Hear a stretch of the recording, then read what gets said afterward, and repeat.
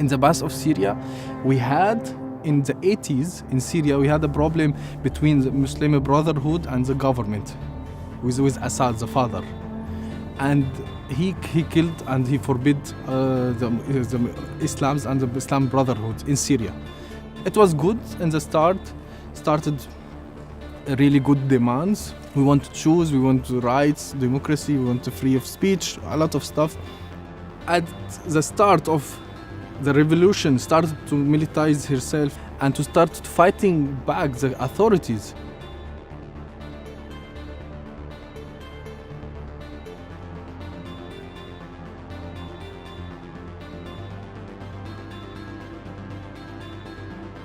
This is the point where everything in Syria changed. We can see it in Islamic State, ISIS, or the Daesh, and also we can see it in Jabhat al-Nusra. So this evil have called or announced this call, and every fighter from 28 countries, they came to Syria to fight. And now we have this problem.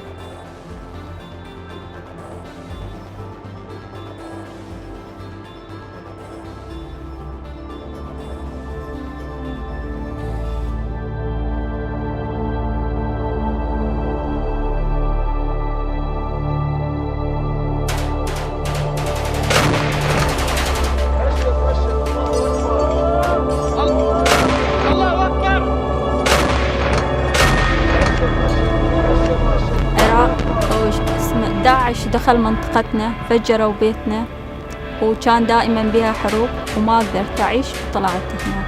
طلعت من سوريا بعد الأحداث في 2013 والوضع تعبان يعني. أنا أهلي بسوريا صار لي أكثر من شهر ما حكيت معهم.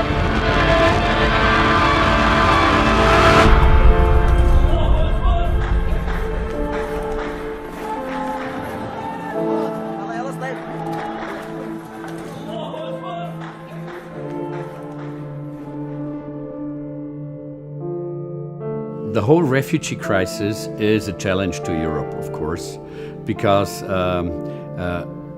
there have been refugees all the time in the past coming to Europe, but right now this load of refugees from the Middle East is a challenge. No, there is such a diversity. When we say refugee, what does that mean?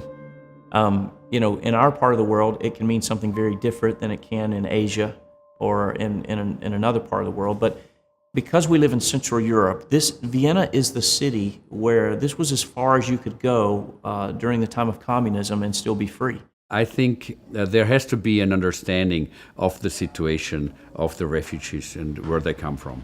Some of them are refugees who are fleeing because of war. They have to. Their families have been murdered. There's no resources left in their city. Some of them are fleeing because of religious persecution and oppression. Maybe they have already received Christ. And then some of them have just said, hey, I've always wanted to move to Europe. This is probably a good time. Around the time that we found out from Dylan that we were going to be working with the refugees is kind of when I first started seeing it on the media a lot. So the footage was obviously just devastating and very eye-opening. And as much as that strikes compassion in you, it was a little bit overwhelming and just thinking, what is this going to be like? What is our responsibility in this? As a legal expert, you know the law and you can't really do anything about it. But on the other hand, you see the people suffering. You don't believe how bad the situation in some places. I have lived the war, and I consider myself as a strong man. I have seen a lot of bad stuff, and I started to cry. When people say to you, I saw families writing numbers and names on their children and left them in the ground and keep going. You will not believe it. This if you witness this stuff, it will live on you. طلعت من سوريا بعد الأحداث في 2013 بعد ما بدأت الأحداث ودخل داعش على مدينة الرقة. أنا طلعت بعدها وكان الوضع تعبان جدا، وأنا طلعت من مدينة الرقة وما كان في أمان وما كان في أي حاجة. أنا طلعت بعد على تركيا ومن تركيا أتيت إلى اليونان، ومن اليونان إلى مقدونيا إلى صربيا، ومن صربيا إلى هنغاريا، ومن هنغاريا إلى النمسا فيينا، وأنا حاليا مقيم في فيينا. عندما مشيت في الطريق كان الطريق متعب جدا وطولت شهر 30 يوم. We've seen a big change in the last year because in the immediate response in 2015, we had thousands, tens of thousands of refugees every week that were coming into Austria and going through Austria. So a lot of the response at that time was we were providing food on a daily basis. We were feeding hundreds of families. We were going to the refugee camps, going to the borders where they're literally walking on foot. In Vienna, I said I apply for a refugee asylum, and they brought me to Traiskirchen. Traiskirchen is the center to receive all kind of refugees in Austria. Traiskirchen is the first point, or was the first point of contact where the refugees, the newcomer, came for registration. The position where I am there is the newcomers. I take them, welcome them, and register them. In the beginning, they will be brought in from the police, and they will make their first statement why they have left their country. Then they take their fingerprints wherever they enter the EU. We are living in the European community. The gates are open, the borders are open. There is no really checks, so everybody can come in. It was to the point that they believe they come here, they get a car, they get a house, they get a job, they get everything like for free. So of course this gives the refugees a lot of motivation coming from a background political, economical to come here. There are 5 reasons for asylum. When you're afraid of persecution because of your religious beliefs or your political beliefs, your nationality, your race, or if you're part of a special social group.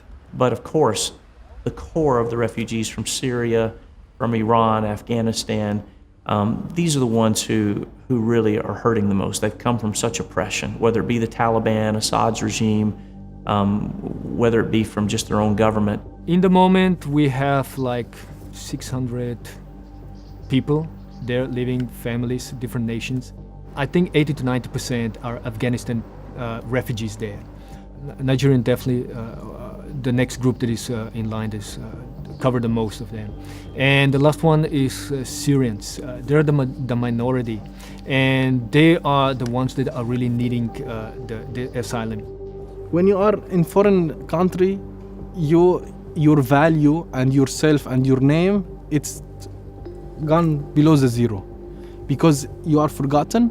Nobody know you.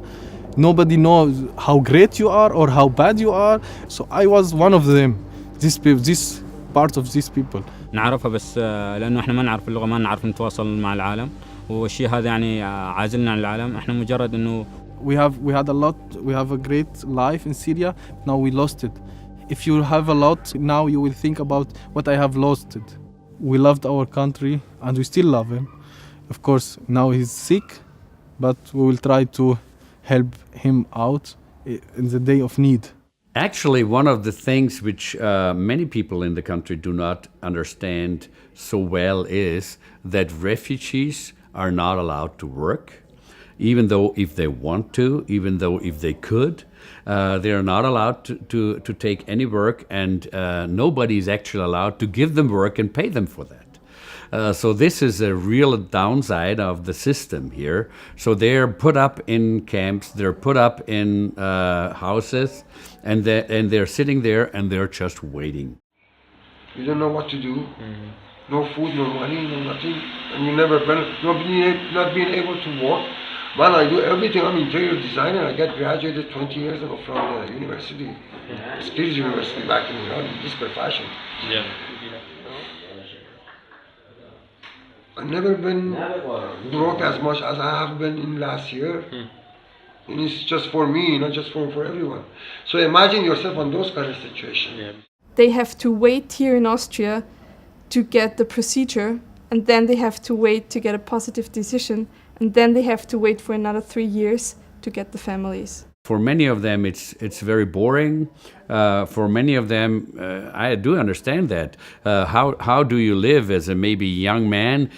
You're full of energy, maybe you have some education, and you would love to do something and you're not allowed to do it. You're just sitting around, bored every day. So for them, it is very hard. That's why then there's also the danger of that some of them will then do weird things, and things which are not that good. But I do believe that the government has to rethink this system, and there is already something in process. بالنسبة إلي ما عندي مشكلة، بس عندي مشكلة واحد. صار لي 6 شهور هنا جاي، وقدمت اللجوء جاي لي رفض، سويت استئناف، هسه أنتظر جواب الاستئناف بعد ما طالع. بس عندي هذا المشكلة، ما عندي مشكلة. I say like this, they lose respect in a way for the benefits and the help they receive. I don't want to say everybody this, but many times I could see that, and especially in the camp. I say like this, it may sound rude, all right, what I'm saying, but if I go to a country, I'm a guest first, and I say please and thank you.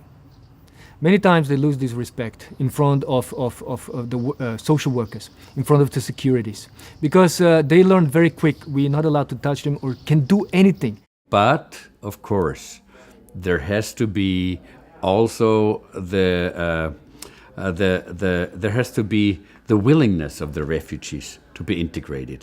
Right now, it's also asylum right. It's very political. So right now, the situation is we don't want any refugees here. So we want to push them away. We don't care where. We don't care what country we get. We just want to get rid of them. Actually, the meeting place started out of the need to help the refugees.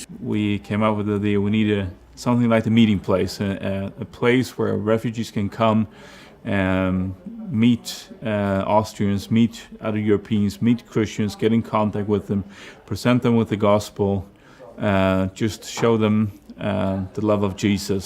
So we provide German classes. We also try to give them classes and help to understand the culture and to understand the surroundings which they are living in right now. حتى في الدوائر الحكومية، وفي شغلات كثير احنا ما نعرفها لأنه نعرفها بس لأنه احنا ما نعرف اللغة، ما نعرف نتواصل مع العالم. وحاليا قاعد أخذ كورسات وفي سبيل نتعلم اللغة، وبعد نعلم اللغة أن الإنسان يفضل يبحث على عمل. So when you meet these people, you see they're hurting, they're searching for something else, for meaning of life, for hope, and you see that we have so much to give them, we have so much to offer them. And just be able to give them Jesus is a great thing. Like always, the media tries to portray situations out of the context, very often of the political system. In the very beginning, when the refugees came to Austria, all the media were positive and for them, and it was just a positive report. But now, after about a year or 1.5 years, the situation has changed because the political situation has also turned around in a way. Now I'm not allowed to go back to Syria legally because I have this passport, this asylum status. And also, if I go back to Syria, it will be also a problem. Just not like from the groups, also from the government, because now I should go to the military. So they will catch me at the airport and they will take me to the military. We have this special, let us say it, we are a little bit proud, okay? Sorry, but we are a little bit proud of ourselves, proud of our country, proud of our soil. When I hear that someone want to stay in Europe or don't want to go, no, it is opposite. A lot of Syrians want to go back. I would say to shift people's mindset who are threatened by the refugees and the situation that they are diverse, they're different, is not an easy task. And I believe there's no theoretical teaching or speaking which you can give the people so that they would change. They are people like you and like I, and they're not here to take something away from us. They are here because they have to be here. Just a few months ago, we had a team from Southeastern that came, and one of the best teams that we've ever hosted as missionaries coming to work and serve with us. But part of the ministry they did was working with refugees. And so we went down to the refugee camp, and as we were there that particular day, there were a lot of university students who came out. And so it was amazing to see the university students from Southeastern speaking with refugees who were university students. Most of what we were doing was we would go to the facilities and like park outside. We had like water, food, like baby supplies, and Pastor Larry encouraged us just to pray with them if they wanted to. Don't push anything on them, just listen. If they speak English, you can listen to their story, and a lot of them, just because they didn't have anything to do, they were just walking up and down the block. So he's like, just approach them and talk to them. When we met these people, it was way different than what I thought it was going to be. We pulled up to a refugee camp, and it was on the outskirts of Vienna, and we simply just brought a bunch of goods. We brought soap, we brought toys for kids to play with, we brought some food, water, and we just sat on the outside of the camp, and slowly the refugees would come out. I learned that these were doctors that were taken out of their last year of med school, that these were counselors that had a practice, that these were educators that wanted to teach. For me, it was just humanizing these people that was so transformative. And specifically, I remember a young man from Afghanistan who told us about how he had one semester left. He was supposed to graduate in May within 3 months. And the Taliban came in, they destroyed his school, destroyed the homes in the community. His family were all murdered, and they forced him to serve in the military. He ran away from Afghanistan, and he was asking us a lot of questions about where we were. And when we told him we were from the United States, he started crying. But when he met the students from Southeastern, and he saw that they had taken their break to not go to the beach or to spend time with their own families, but to come and to serve and to help refugees, it impacted him so much. Everyone didn't know what to do. Why is he crying? You know, we were asking each other, and he said, I didn't think anyone in the United States cared about us or even knew about us. He said, I really was taught that Americans hated us. And he said, to see how you have sacrificed and have come to serve us and to help us, he said, you've just changed the way I see Americans today. And he looked at us, and he, at the end of our conversation, said, you know, I never knew that Christians loved Muslims. I didn't know that was even a thing. But now meeting you guys, I know that that is true. And at that moment, my whole team just started crying. And it wasn't long after that we got in the van and left, and that's what changed my team the most.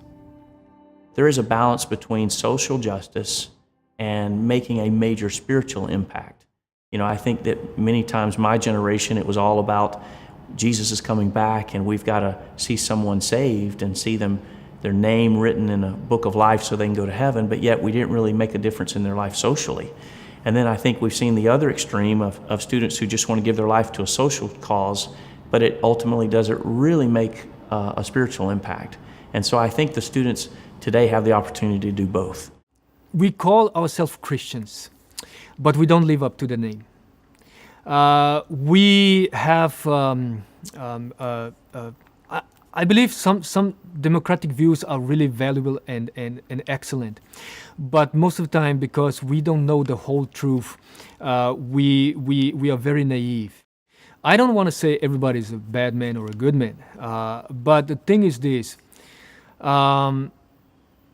When I have a lot of people coming here from this background, this is not Europe, this is Middle East. They have a different lifestyle, they have a different religion, they have a different world view. I think that the Islam is a threat to the Christian nations, and also tries to change the Christian culture in the West.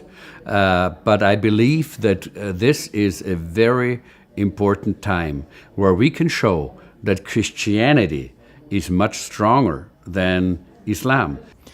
if you want to fight Islam, you will lose in every day in each step, because you can't fight an ideology.